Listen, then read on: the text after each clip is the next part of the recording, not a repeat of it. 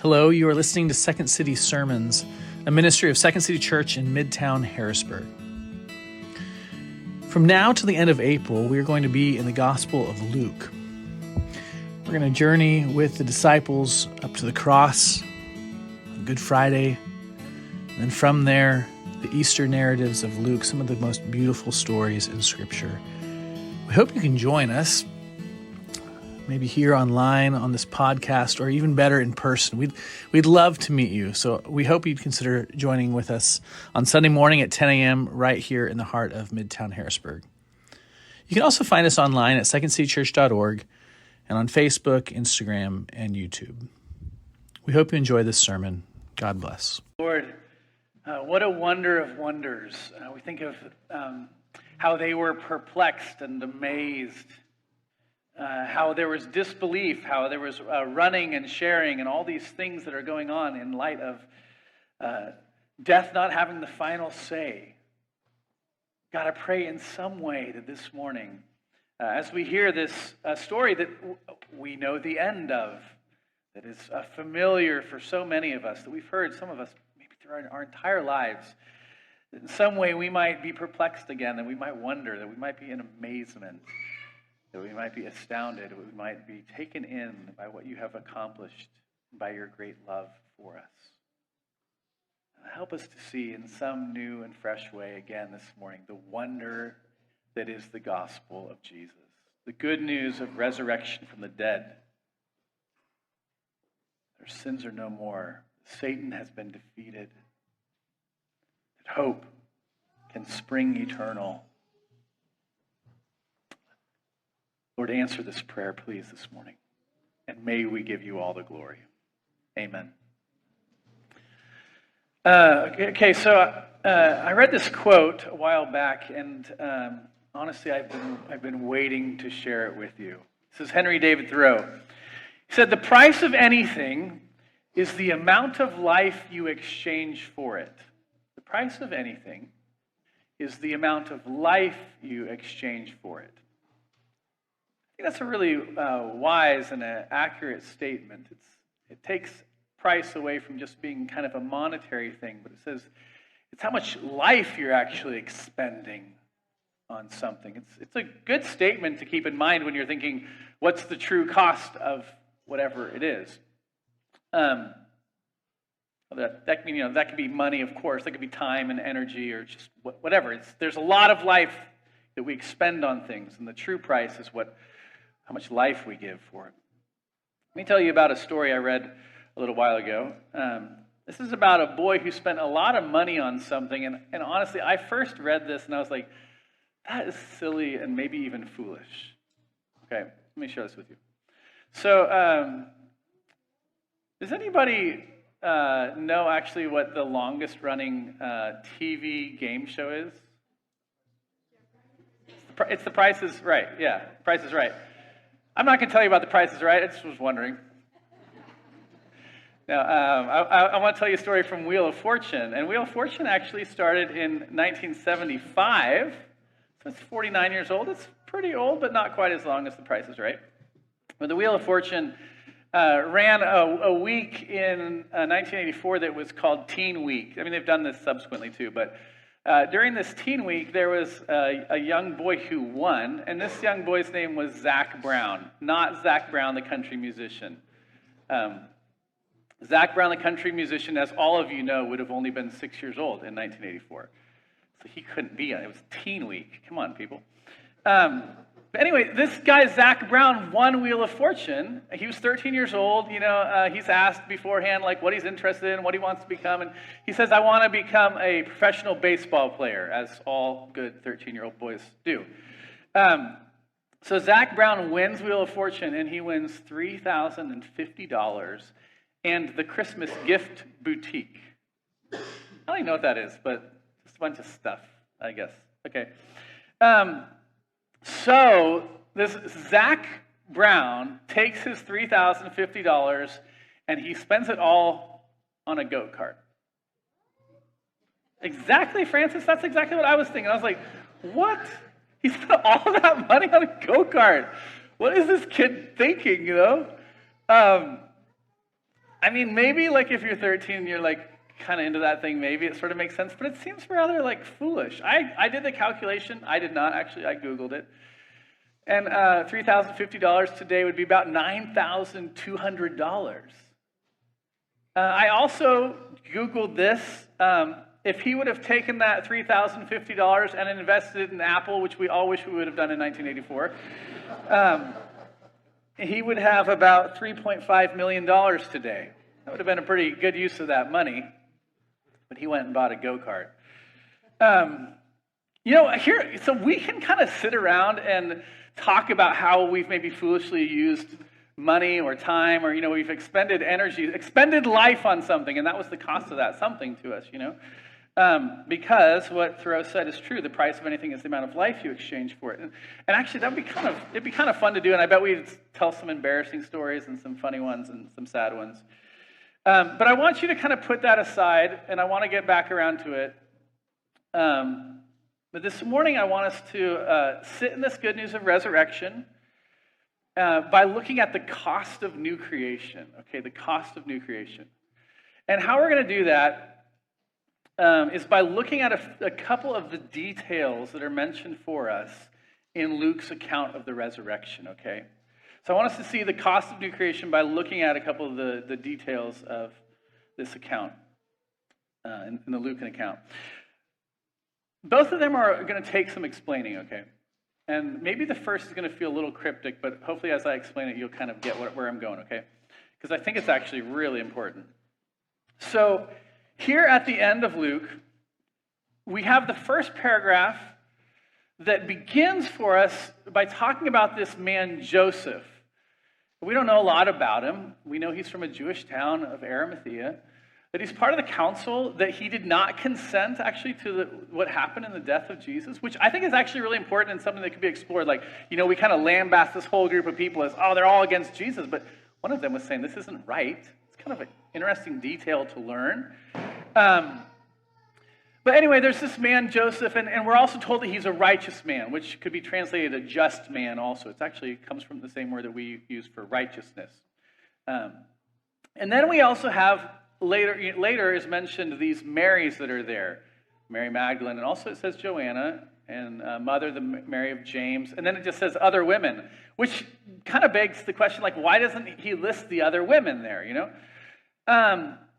But what quite a few people say is right here at the end of Luke, Luke is actually inviting us back to the beginning of Luke. And we're supposed to consider these other people at the beginning of Luke, like Joseph and Mary, right? And Zachariah and Elizabeth, and Simeon and Anna, and those. We're supposed to be thinking back to them. And actually, what Luke does a lot is he puts these pairs together. In some ways, what he's actually inviting us to do when seeing Mary and Joseph, and here Mary and Joseph and all these people, is we're actually invited back to our first parents to be thinking about Adam and Eve and the situation of the goodness of creation and the destruction of the goodness of creation through sin. So, okay, when we think of Joseph of Arimathea, immediately we see a man who obviously has some influence. He's able to go to Pilate and say, hey, can I have this body? I want to, and he's got some wealth. He's got this tomb that's been carved out, and it's empty still, so he's got some influence. But we also learn about him pretty immediately is though even though he has this influence, his voice is somewhat powerless. You probably know this experience of having like a voice and you desire to act in the world, and actually you're constrained, and when it was needed the most, he couldn't speak and he couldn't act in the ways that he was convicted by. He couldn't stop the death of Jesus, you could say that. When we think of the woman there at the tomb, immediately what we should be thinking about is how sorrowful their situation is. We think of how they spent their time preparing these spices, and I want you to imagine this. One of their dearest friends, one of their most cherished ones in their life, and the one for whom they really put their hope in, had just died, and they had witnessed it. He had his hands and his feet nailed upon the cross, and he died, and his body was taken down, and they witnessed that. And they go back and they prepare these spices. And I'm guessing, and it's probably not far-fetched, that as they're doing this, tears are dripping down off their faces. Experiencing such loss and such tragedy and such sorrow. When we think, but let's think again about these people in the beginning of Luke. When we think about Elizabeth and Zechariah, you'll remember the long barrenness of Elizabeth. Now she longed for a child. It was in her old age that she finally received one. But also you can think of the faithlessness of Zechariah. He laughed and he becomes mute because of it. I mean, just this broken situation that we see there. And we can think of Anna and Simeon. I mentioned Anna and Simeon, I guess maybe 2 months ago. But there's a detail there in the beginning, in Luke chapter 2, about Anna, that she was widowed after 7 years past her virginity. So she was married for 7 years, and it also says that she was 84 years old, which very likely means she spent more than 6 decades as a widow, which would have meant that she lived off of others' charity towards her, and she spent her time around the temple simply weeping the reality of her lost husband, her whole life, right? Of course, when we think of Mary and Joseph, we think of the gift of the birth of Christ, but we also think of how they were not welcomed at the inn, how they had to flee to Egypt because Herod kills the young boys around Bethlehem, 2 years and younger, and they flee for their lives. And when you take all these things together, when we're drawn to these people's stories, what you are forced to think about is how this world is not how it's meant to be.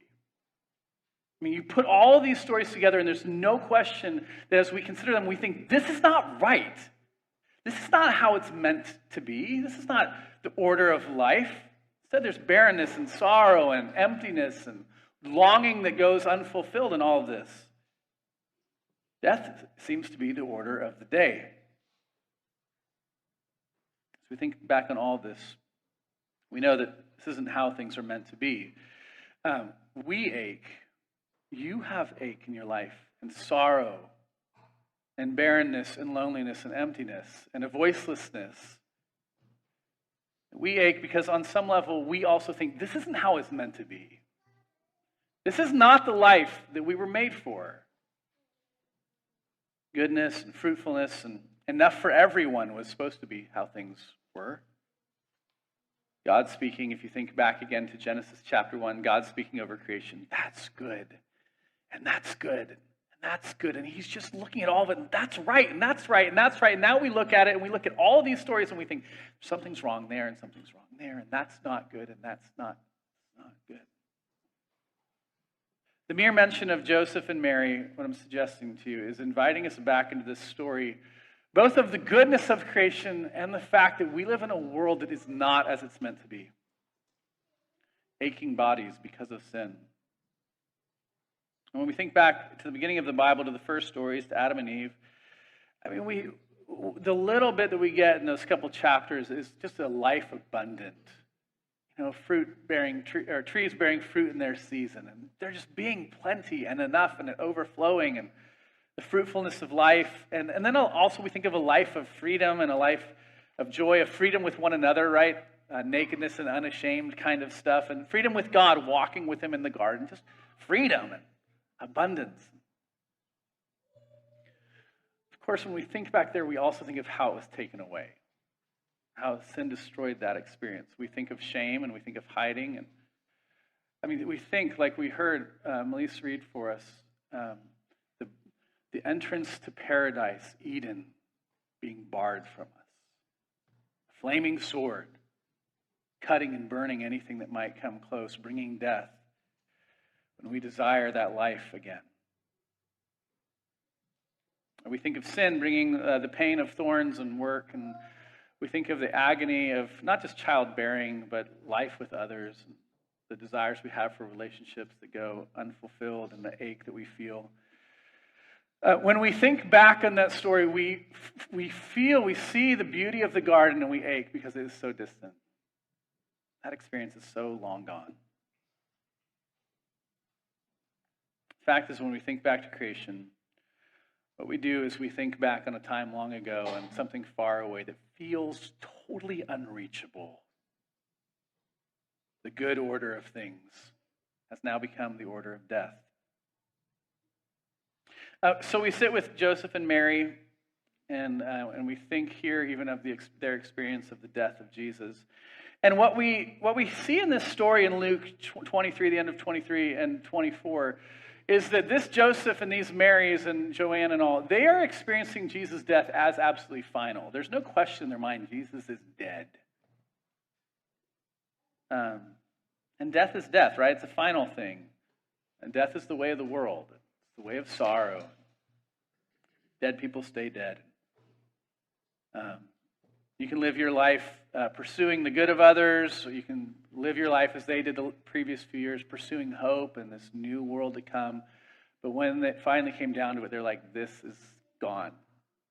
And I've got to treat it like it's totally gone. So verse 53, right, says, then he took it down, meaning the body of Jesus, and wrapped it in a linen shroud and laid him in a tomb cut in stone. There's a finality to it. I'm wrapping this up, it is going away, and it is no more. Right? And then, of course, when we look at the Marys here, and Joanna, 55 and 56, it says, the woman who had come with him from Galilee followed and saw the tomb, and how his body was laid. Then they returned and prepared spices and ointments. They weren't like, let's sit around because, you know what, he's probably going to come back to life. No. Like, this is done. This is final. My greatest hopes, my desire for something that would actually change the order of death, those are crushed. Let's prepare spices and ointments. He's dead. Death is the order of things. I'm suggesting to you is when we think back, when we give our attention to these people, we're invited back into this story of creation and our longings, but also when we give our attention to these people, primarily what we see here, initially at least, is that death just wins. It's just exactly what they expected. We're forced to deal with this world where dead people stay dead, where we want to cover our bodies because we are so full of shame, where we want to hide from others and from God, where we don't live in the freedom of being known and loved, where we ache for paradise, but the ache just constantly is there. It's never satisfied, satiated. Hope is just a wishful thing. Life as it was meant to be has been taken from us. Death is death. But if the details of Joseph and Mary here, even just the names and how they're highlighted for us, harken us back to this story of creation, I think there's also another detail that is worth sitting in that actually does bring a little bit more of a hopeful thing too. That you may pass over, that also sort of calls us back to creation, okay? And that is simply the days that are mentioned here. I think this is a thing that could be easily glossed over, but it's very important.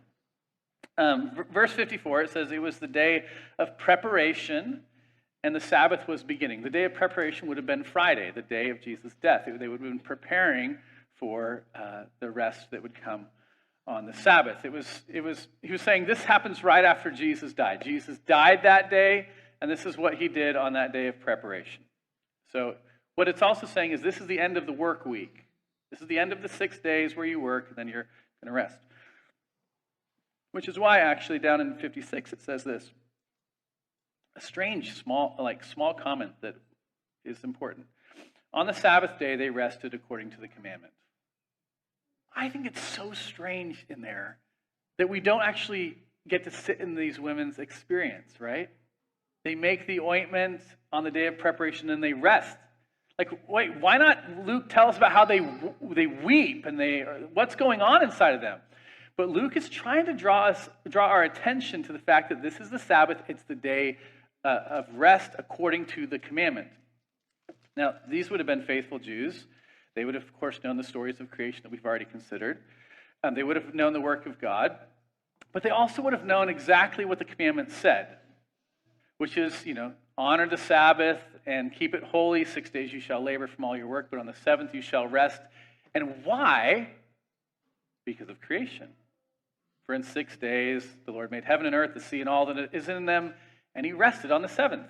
So right in this little detail, it's jumping us back to creation. These laborious days and this day of rest and all of this.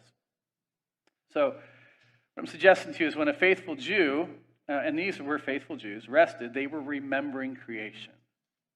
They were going back and saying, man, that's how it was supposed to be. Why isn't it like that anymore? Oh, how we long for it to be that way. They ached. Their bodies ached. Their minds and their hearts ached. And in some ways, again, they did this because their lives were just filled like ours. Their weeks were filled like our weeks are.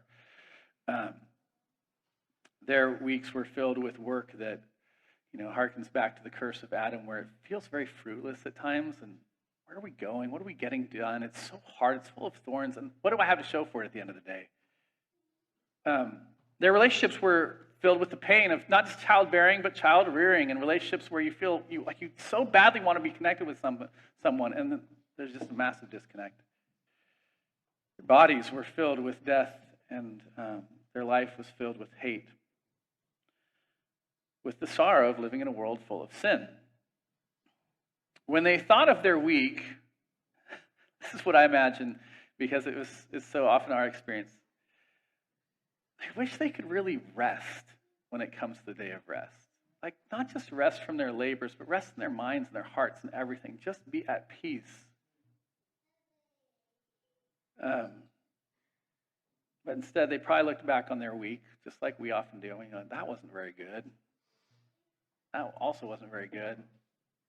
That wasn't very good. That wasn't very good. So they go back to the creation week and what? This is not my experience, but this is what I long for. This must have been how the Marys experienced the Sabbath as they rested. They thought of how their longings for Jesus were certainly taken away from them in his death. Imagine that first Holy Saturday.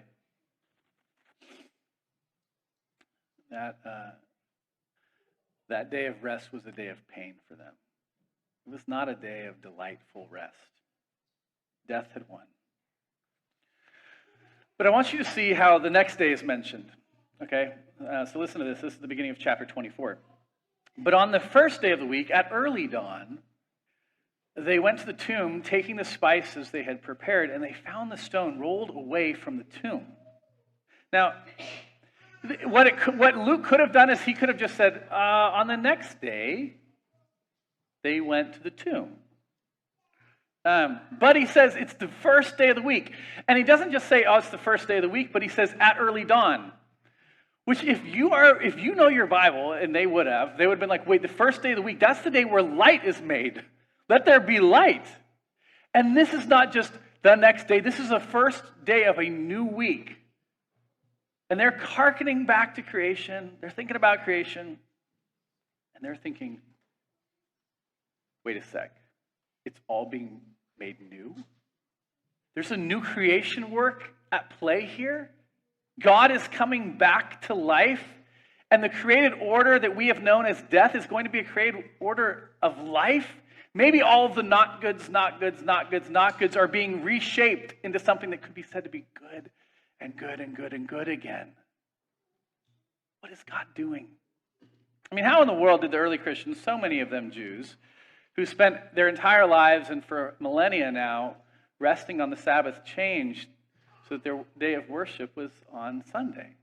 But because it was a new creation that God was doing, they said something has happened here that is wildly different. The first day of the week is a breaking in of a new order, and it is a new order of new life. That is what God is doing in resurrection.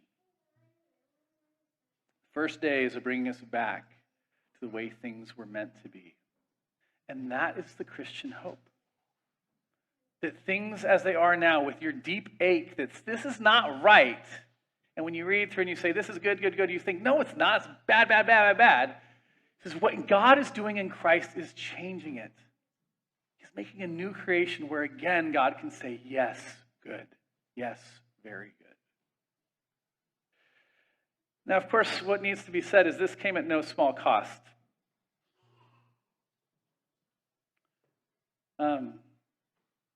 I certainly don't know all of you. I don't know who's watching. My guess is plenty of you may think that one of the silly things about Christianity, or maybe one of your objections to Christianity, is the whole idea that God would die. Sounds maybe absurd, silly, What kind of God dies? But I want to suggest to you this morning that right there is actually the beauty of Christian faith. It may be for you one of the most absurd things about Christian faith, but it's right there that we actually find the beauty of Christian faith. Because God dying, Jesus dying, and of course Jesus coming back to life, but Jesus dying is the cost of God bringing about new creation. But that also says to you the value of new creation. I want you to think back on that Thoreau quote, right? The true cost of something is how much life you give. And God is willing to say, I'm giving my life that this might happen, that you might actually live in this world where there's new life, a new creation coming into being. The true cost of that, which means the true value of even you and your own resurrection, is God saying, it's my life and I'm willing to give it. New creation is something that God so values that he'll give his very life for it. And you are invited into that life of new creation. And God's saying, I value you so much that I'm going to give my life for it. Okay, let me get back to Zach Brown because this is a wild story. And I'll try to tie it up. Okay. I really did think when I first saw this, because how I read the story was this way. This is the silliest thing ever. This boy wins all this money, $3,050, and he spends all of it on a go-kart. For some of you, you're like, that makes sense. I love that. But for me, I was like, that's just wild, especially when I found out that it was $9,200. And after I figured out that if he would have just bought Apple stock, it'd be $3.5 million. You know? It's crazy. It's silly, like maybe you think that Christianity, it's silly that God dies, that kind of cost kind of thing.